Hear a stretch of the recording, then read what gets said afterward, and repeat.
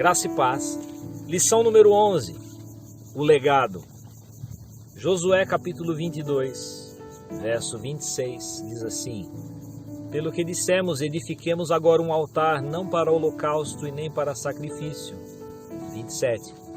Mas para que entre nós e vós, e entre as nossas gerações e depois de nós, nos sirva de testemunho para podermos fazer o serviço do Senhor diante dele, com os nossos holocaustos, com os nossos sacrifícios e com as nossas ofertas pacíficas, para que vossos filhos não digam amanhã a nossos filhos: não tendes parte conosco no Senhor. No capítulo 24, a frase conhecida de Josué diz assim: Agora, pois, temei ao Senhor e servi-o com sinceridade e com verdade. Deitai fora os deuses a quem serviram vossos pais além do rio, no Egito, e servi ao Senhor. Verso 15. Mas se vos parece mal os servidos ao Senhor, escolhei hoje a quem haveis de servir. Se aos deuses a quem serviram vossos pais, que estavam além do rio, ou aos deuses dos amorreus, em cuja terra habitais. Porém, eu e a minha casa serviremos ao Senhor. Você se lembra dessa frase?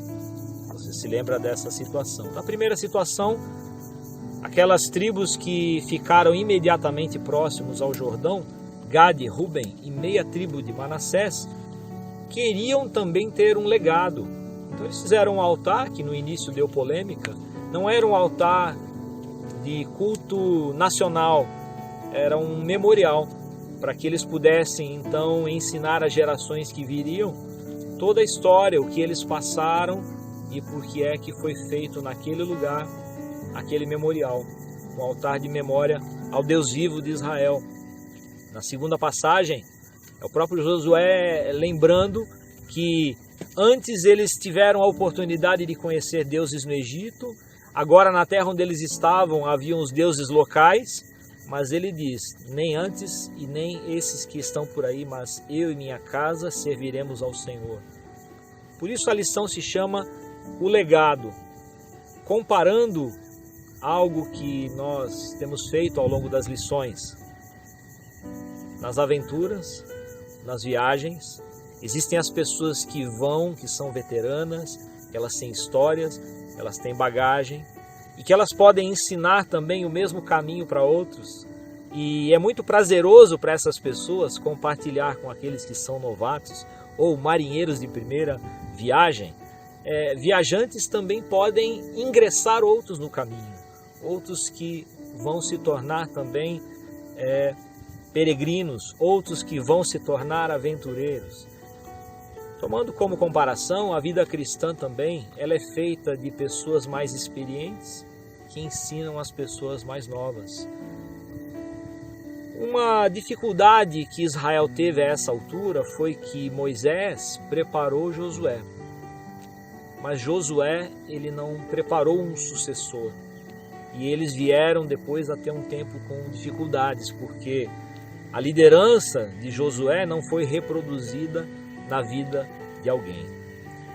As pessoas que ensinam, elas sabem disso. É um segredo maravilhoso no campo do ensino. Você que faz bem alguma coisa, não adianta você apenas fazê-la bem. O segredo é ensinar a outras pessoas, porque outros também hão de aprender. Mas nós também vamos reforçar esse nosso conhecimento, essa nossa bagagem. Vale para a vida profissional, mas na vida cristã isso se torna algo essencial. Na vida cristã existe a necessidade do discipulado. Na vida cristã é muito importante que nós estejamos repassando conhecimento, informação, bagagem de vida vivida para aqueles que estão ingressando na fé, recém-chegados na fé, ou de repente por pouca idade eles ainda não tenham tanta experiência. Na carta de 2 Timóteo, capítulo 2,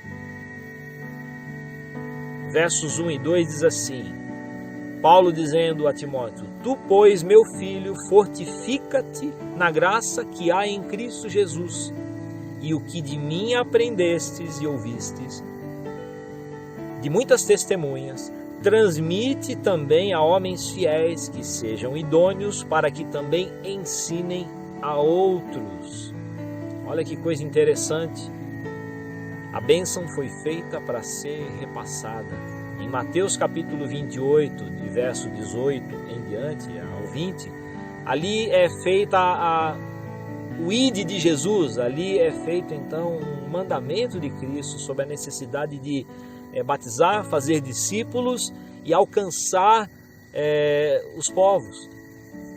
Nisso está implícita a ideia de ensino, a ideia de reproduzir um conhecimento, ou seja, esse é o nosso legado e esse legado não pode morrer conosco. Tudo aquilo que nós aprendemos da parte de Deus pode ser transformado também num legado para gerações futuras, e isso é muito importante nos tempos que estamos entrando, de que esse legado seja garantido na vida dos nossos filhos. Eu e minha casa serviremos ao Senhor. Seja transmitido para as pessoas que estão ao nosso redor. Eu e minha casa serviremos ao Senhor. Mas e você? Fará o mesmo?